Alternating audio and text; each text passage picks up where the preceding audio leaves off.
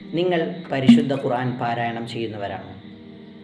ഖുർആനിൽ നിർബന്ധമായും സക്ത ചെയ്യേണ്ട 4 സ്ഥലങ്ങൾ വന്നിട്ടുണ്ട്. എന്താണ് സക്ത? ഏതൊക്കെയാണ് ആ 4 സ്ഥലങ്ങൾ? എങ്ങനെയാണ് സക്തയുടെ രൂപം? സക്ത എന്നാൽ ശ്വാസം മുറിയാതെ തന്നെ വഖഫ് ചെയ്യുകയും അതേ ശ്വാസത്തിൽ അടുത്തത് ആരംഭിക്കുന്നതിനുമാണ് സക്ത എന്ന് പറയുന്നത്.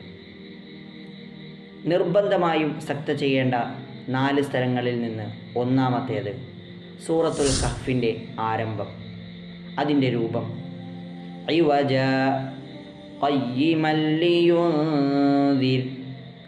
2 സൂറത്തു യാസീൻ 52-ാമത്തെ ആയത്ത് മിൻ മർഖദിനാ ഹാദാ മാ വഅദർ റഹ്മാൻ.